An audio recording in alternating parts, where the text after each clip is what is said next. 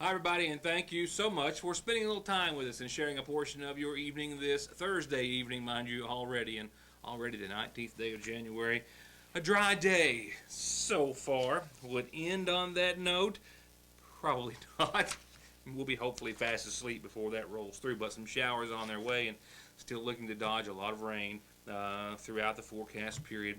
And in there as well, a few breaks, maybe even a little sunshine at least one more time throughout the forecast period. And yes, it still looks as though winter could be around the corner, the distant corner in your forecast period. I am literally just in and hard pressed to try to get the programming on because it's been a full day of course, gathering news and everything else associated with it.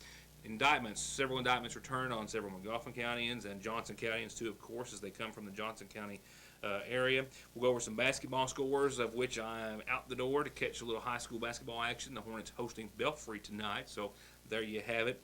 Also, the McGoffin County Board of Education met last night, and I have a camera just returning from this afternoon's McGoffin County Fiscal Court meeting. If time will allow, which I'm not so sure it will as of yet, but I'm hopeful, we'll have a report on that meeting in just a few moments. With all that said, let's go ahead and turn now to the before-mentioned indictments, which were released this week by the sitting Johnson County grand jury. Several people indicted on several different counts: theft, drugs, flagrant non-support as well, topping the list. Several individuals were indicted for failure to pay child support, specifically a count of flagrant non-support. For example, Johnson County Child Support Services testified before the grand jury in the case of Wesley Hall of Salyersville that he was behind in child support in an amount of $8,574, for which he was indicted for falling behind from a period of April of 2009 through December of 2016. Flagrant non-support carries a charge of 1 to 5 years and a fine of up to $10,000. He was also ordered held on a $5,000 bond.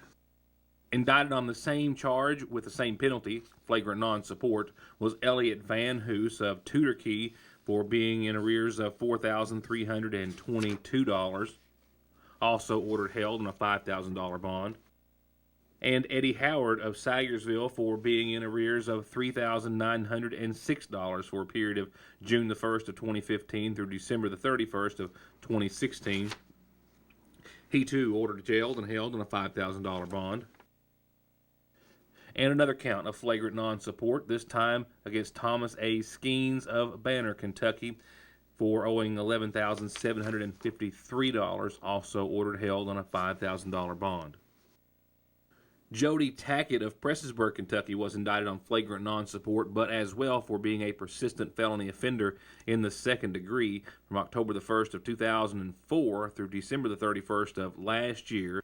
He is said to owe more than $8,581 in child support and was also previously convicted of a prior felony, which also enhanced this charge with it being a persistent felony offender in the second. The same grand jury has charged Ryan Blair of Paintsville with a count of possession of a controlled substance in the first degree. It's a Class D felony that carries a penalty up to 3 years and up to a $10,000 fine. Paintsville PD officer Nick Taylor testified before the grand jury that Blair was in possession of methamphetamine on or around August the 14th of last year in Johnson County.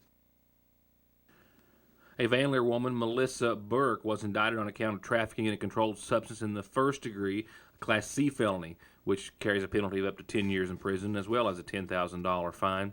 Detective Justin Wireman with the Kentucky State Police alleges that on or around December the 1st of just this past year, she was committing the crime of trafficking in a controlled substance over 10 dosage units of a Schedule II narcotic identified as oxycodone. She was ordered held on a $10,000 bail.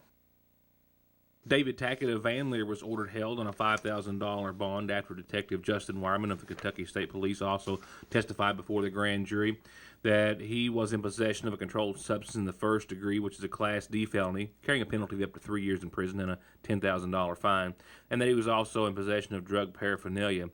He was said to be in possession of methamphetamine as well as a syringe. Jacob Ward of Paintsville was indicted on several counts, including trafficking in a controlled substance in the first degree, that being methamphetamine, tampering with physical evidence, possession or use of drug paraphernalia, operating a motor vehicle under the influence of drugs, prescription of a controlled substance not in its proper container, and several traffic violations as well. including careless driving. The case came about after Detective Justin Wireman with the state police testified before the grand jury that he was accused or guilty of those charges from events that transpired on August the 10th when he was arrested for trafficking a controlled substance, and that was being, once again, methamphetamine. A Paintsville man by the name of Scotty Johnson was indicted on account of fraudulent use of a credit card under $10,000 and faces up to 5 years on the Class D felony and a $10,000 fine. He was said to have been in possession of a PayPal card registered to a Van Hoos resident of Paintsville and used the card at several different areas in Lexington. $240 at a clothing store, $38 charge, a gas charge that appears as $26, as well as a restaurant in Paintsville, and $440 at the Walmart of Paintsville as well. He was ordered held on a $5,000 cash bond. Testifying in the case before the grand jury was Deputy Terry Tussey of the Johnson County Sheriff's Department. A Whitensville woman, Amber Richmond, was indicted on several counts. Theft by unlawful taking of a firearm, actually 3 counts of that, 3 counts of receiving stolen property of a firearm. Those all carry up to 5 years in prison and a $10,000 fine. Theft by deception, including cold checks, 2 counts, and tampering with physical evidence, a Class D felony as well. She's accused of theft by unlawful taking for stealing several handguns, several Glocks and Smith & Wessons from a man in Thelma, Kentucky, or residence. And the theft by deception charges come from apparently selling those items to Poor Boys Gun and Pawn of Paintsville, with that company having a loss after selling or purchasing the stolen goods. And a similar charge also as well that involved a separate pawn shop in Paintsville. Richmond ordered held on a $5,000 bond. Mark Fannin of Mealy was indicted on 2 counts of assault in the first degree, facing 10 to 20 years, and operating a motor vehicle under the influence of alcohol or drugs and possession of a controlled substance in the third. The grand jury witness, Sergeant Danny Smith with Paintsville PD, testified before the grand jury that Fannin committed the offense when he caused serious physical injury to Harry Frisbee of Paintsville by means of a deadly weapon or dangerous instrument, as well as the same circumstances to Linda Frisbee of Paintsville as well. His bail was set at $20,000.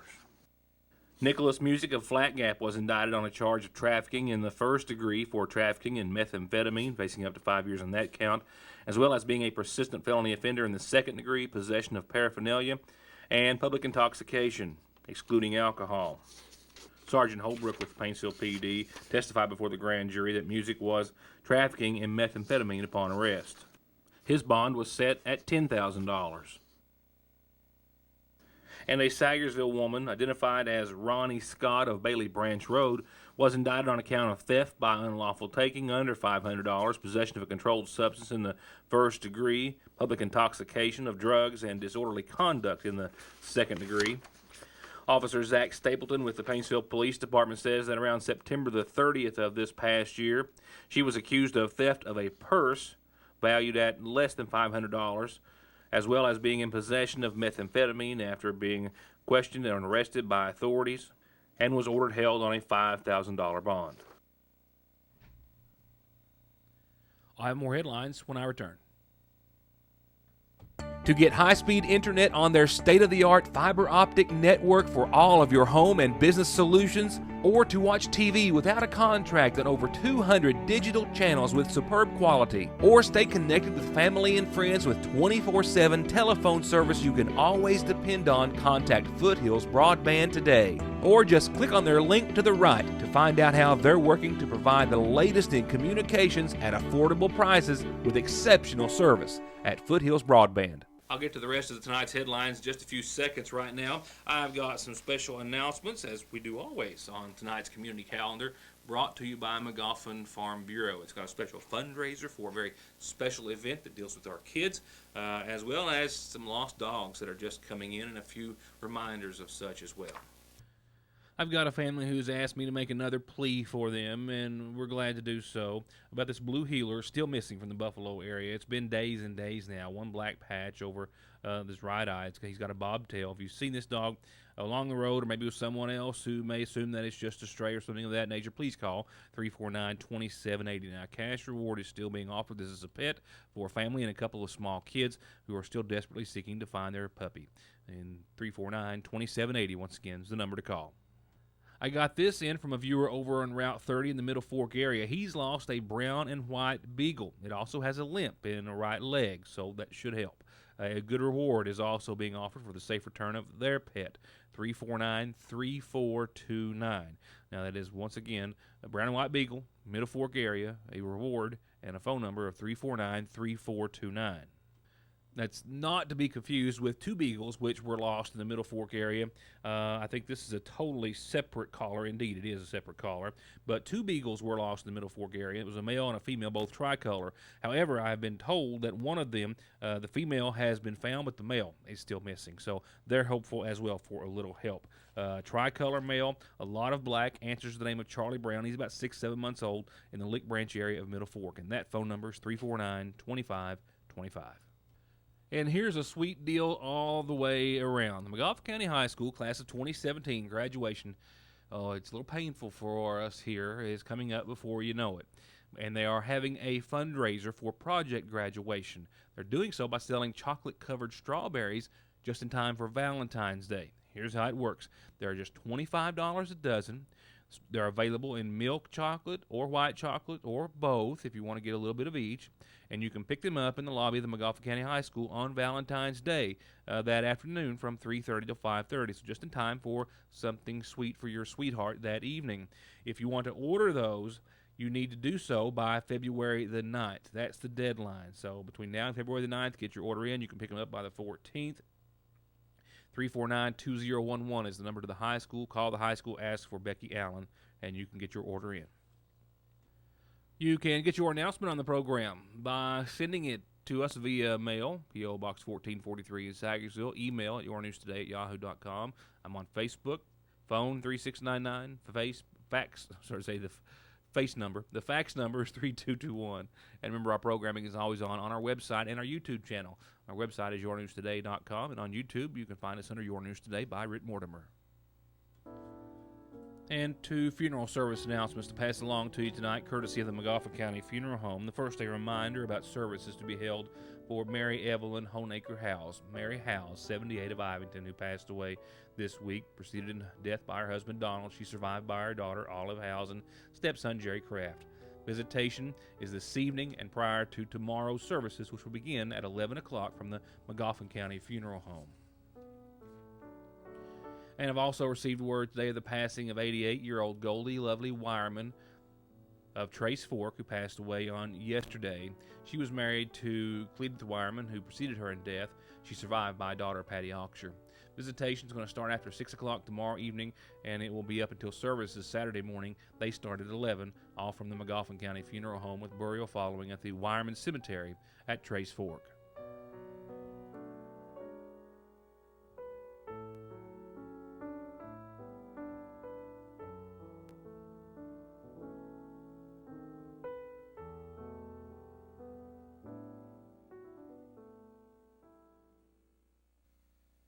Tuesday night's meeting of the McGoffin County Board of Education was to have been longer. It was to have included updates on test scores from elementary school principals, but a conflict with the schedule and timing in regards to the grade school tournament, which I have not been able to take in as of yet. Maybe tonight I'm hopeful as to catching at least a little bit of the ball game if I can make it on time. Nevertheless, that was why elementary principals weren't there Tuesday night, and that's why the meeting was somewhat brief with the following report. The meeting was the first for newly elected school board members that I showed you being sworn in recently, Doug Wireman and Don Helton. It was also the first meeting for new Senate members that were recognized in the early portion of the meeting, those being not shown here. This is another part of the story, but Thomas Patrick and Emily Parson, student Senate members that you'll see seated along the table with the Board of Education and Superintendent. The board did recognize the students that you see here before you, plus one who was not able to be there. They were part of an art workshop, a book publication program. Only 35 students selected. 3 books from McGoffin County High School made it to that or through that cut. It's a program with KVEC, and they also got to spend some time with author Christopher Evelyn, I believe, online. Their books were chosen, and should they advance, they could be published. They will help them set up a business for themselves, and it's a great opportunity. Recognized were Isaiah Byers, who was not there, who wrote How a Tree Grows, Kenley Wireman, who is the author, and Sherry Salyer, who was the illustrator for Protector. It was a children's book, and Leah Bailey. It's kind of two-sided was her rendering. The books go on, and 6 of those 35 were selected, and they'll help build them a small business as well and help get them published. And it's just a wonderful, wonderful opportunity. Their new director of pupil personnel, Terry Watson, began his first presentation before the board, recognizing his predecessors, Brian Conley's efforts and how programs that he had implemented and worked with and worked on were the reason for significant increases in attendance rates, and how he hoped to continue that progress, focusing on those students who are missing about 10% of the school time and class. He also recommended taking students' grades on home visits when taking attendance records to parents to discuss how their tardiness or absence is affecting their grades, and having proof positive of that before them. He's also working on some other strategies to continue improving attendance as well. Finance Officer Kevin Owens presented a draft budget for approval, also discussing some limited details with the draft budget, as it is merely that and just a draft at this time. No real specifics were given. They talked about trying to cut some rates in regards to telephone rates, where they used to get a kind of a supplement but are no longer doing so. And in his report, Superintendent of Schools Scott Helton spoke of how he and the rest of the superintendents at a meeting recently said they are closely watching the charter school situation and how it could impact our public schools. He noted that the McGoffin County school system has missed 3 days thus far, and how they're hoping that it won't get too out of hand with any winter weather that may be approaching. Gave an update on some grants that they have applied for. And they also approved a protective cover for the new high school gymnasium floor at $12,000 to go over the wood surface during prom and other activities to keep it from being damaged. They went into executive session and came out to say that no action was taken. I won't call it executive session, but a quick break. And I'll be right back with high school basketball scores and schedules and more. Stay tuned. All right, starting with the home team, let's run through some high school basketball scores. And, I just doing a quick check. You can tell I'm always so prepared. I see about 11 games left on the regular season schedule. For example, for the Hornets, we've got 3 home games in a row, counting the one tonight, and then we've got a couple more. It's mostly home games. We've only got actually 3 road games out of all of those, so a lot of, and usually that's the case down towards the latter stretch of the season. As for the Hornets, I showed you highlights last night of their Pikeville matchup on the road and how they fell short 56-73, and of course that did drop them down to 12-7, but they're still 3-1 in the district. They're hosting Belfry tonight at 7:30. JV, of course, has already started. As for the Lady Hornets, 72-44. A big win over Allen Central on the road, and that's their 5th win of the season that we were hoping for. That puts the girls even right now at 5-10. They're 1-2 in the district right now, so things are looking up possibly for the Lady Hornets. They are off tonight, but they are on the road at Johnson Central tomorrow night for the Lady Golden Eagles. As for the boys from Johnson Central, they fell short, as I told you last night, by 10 to Sheldon Clark on Tuesday night. They are at Knott County Central tonight. Tip-off for JV set at 7:30. The Johnson Central Golden Eagles right now in 15th region rankings, sitting first at 13-5. They're 1-2 in the district, mind you, and they're at Knott Central once again at 7:30 tonight. That's for the boys. Turning over to the Lady Golden Eagles of Central and their coach Darren Rice, 57-51. That was Saturday night as they hosted Pikeville, and the Lady Panthers. They are in action, as I said, hosting McGoffin County tomorrow night at 7:30. That will be an exciting game to be at, ladies and gentlemen. The Lady Golden Eagles at 13-5, 1-1 right now in 57th district play. As for Coach Sloan and his Tigers of Paintsville, they fell short by 5. They've dropped their last 5 games in a row, counting the contest against South Floyd on Tuesday night, 73-78, your final score. The Tigers are 6-10 right now. They're down the rung on the ladder, a few rungs down, probably 10th or 11th or so in 15th Region basketball, 0-4 in 57th District play. That's not the case for the Lady Tigers. Opposite end of the spectrum, and then some. 68-41, your final score against Hazard. Now, keep in mind, that was a home game. They hosted Hazard after they, of course, were the All-A champions, and then had a big win against Central. They are 17-1 right now for the Lady Tigers. They're undefeated as well in district play. They are at Sheldon Clark tomorrow at 7:30. Their only loss came to Heritage, Tennessee, at Raceland in the Mr. Microcomputers Ohio River Classic, and that was the championship, mind you. Lawrence County and the Bulldogs, 82-50, your final score. Saturday night, a big win over Phelps as they hosted Phelps. They are right now at 11-7. The boys are sitting 5th right now in 15th Region standings at 11-7. They're 2-0 in their district, which is the 60th, 2-1, my apologies. And they're at Paintsville tonight at 7:30, as I've kind of already referred to. For the Lady Bulldogs, Monday night, they hosted Prestonsburg, and they came up just a bucket short, 57-59. They're 7-11 right now in the season, even at 1-1 in the 60th District. They are at Belfry tomorrow, tip-off set for 7:30.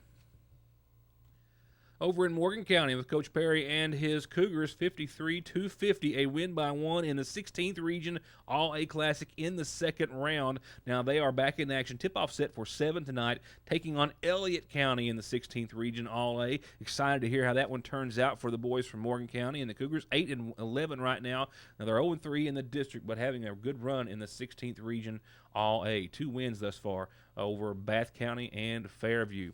And for the Lady Cougars, 41-46, 5 short of Menifee County. That was in the 16th Region as well. They made it through the first round against Bath County at 55-41, but once again fell short to Menifee on Monday night. They are, as I mentioned earlier, at Paintsville this Saturday night.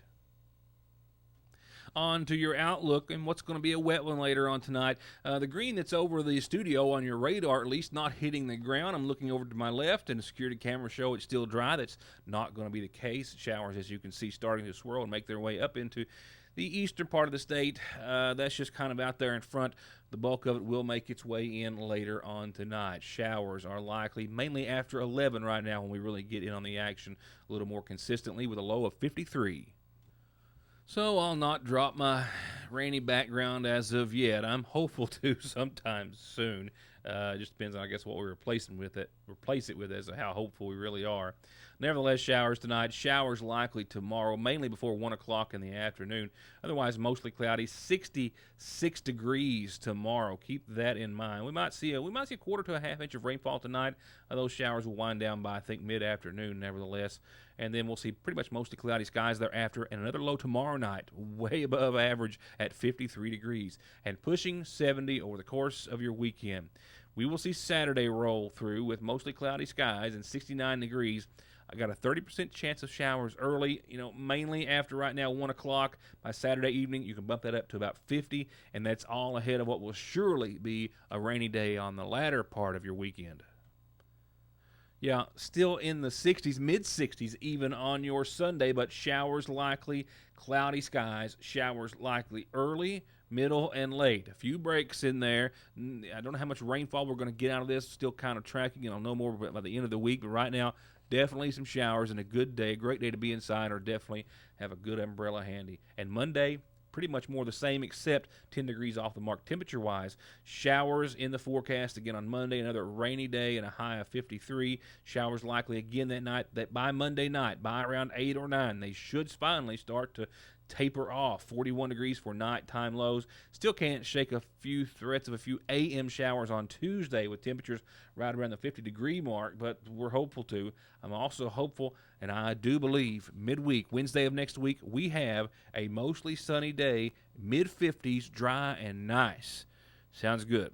Could be a bit of a break before we see winter make a run at it, but Let's just focus on Wednesday being a really nice day with sunshine in the 50s, no clouds, no showers on that one little day in your forecast. It looks as though that's all the time I'm going to have for this evening, but still news piling up for tomorrow's program, so be sure and join us then as we wrap up this week of January here on Your News Today with more exclusive news and information and, of course, some highlights from the game that I'm off to in just about 60 seconds. Good night. Thanks for watching.